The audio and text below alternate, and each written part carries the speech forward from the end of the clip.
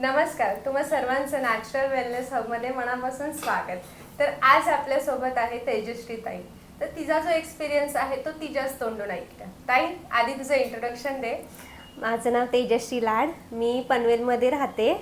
मला स्टोनचा प्रॉब्लेम होता, म्हणजे खूपच मोठा होता. 19 mm होता. मला डॉक्टरांनी लेझरने ऑपरेशन करायला सांगितलं. शिवजयंतीच्या दिवशी माझी ओळख झाली त्यांची. त्यांनी जे काही मला सांगितलं त्यांचं मी नंबर घेऊन त्यांना मी कॉल केला आणि माझे रिपोर्ट त्यांना दाखवले मी. तर ते बोलले की हां, आमच्याकडून होईल, म्हणजे नॅचरली होऊन जाईल आमच्याकडे. आणि खरंच 15 दिवसामध्ये माझा स्टोन खरंच कमी झाला.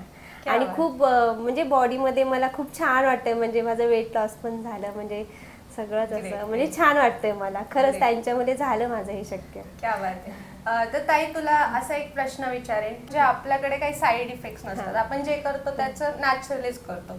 तर आपल्या एका ट्रीटमेंट सोबत दुसरे प्रॉब्लेम पण सॉल्व्ह होतात, असं आम्ही बऱ्याच लोकांकडून ऐकलेलं आहे. तुझ्या बाबतीत असं काही झालं का?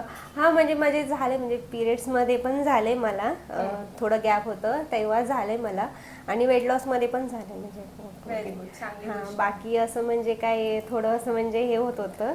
फील कसं होतंय? म्हणजे छान वाटत होतं. म्हणजे एकदम फ्रेश वाटत होतं. पहिलं कसं थोडी मी अपसेट वगैरे असायची आणि तेव्हा रोज योगा वगैरे करून थोडं म्हणजे छान वाटलं मला. असं म्हणतो आपण, योगा मेडिटेशन खूप मॅटर करतो लाईफ मध्ये, कारण तो स्ट्रेसला बॅलन्स करतो. तर त्याने तुझ्या लाईफ मध्ये काय रोल प्ले केला?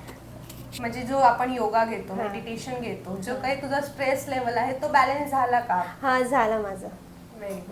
चांगली गोष्ट. तर ताई आली होती आपल्याकडे, तेजश्री ताई, आणि त्याच्यानंतर रिपोर्ट्स पाहिल्यानंतर जेव्हा राईट किडनीमध्ये 5.5 mm आणि लेफ्ट किडनीमध्ये 17 mm असे जे स्टोन्स होते, कॅल्क्युलीज होते, ते जे नंतर रिझॉल्व्ह होत गेले आणि बरेचसे प्रॉब्लेम सॉल्व्ह होत गेले, कारण तिने तसं फॉलोही केलं. ती खूप सिन्सिअर आहे त्या बाबतीत. ती खूप प्रत्येक गोष्ट फॉलो करते, प्रत्येक गोष्ट डेडिकेटली ऐकते आणि त्या गोष्टी फॉलो करते. त्यामुळे तिला तो एक्सपिरियन्स मिळाला.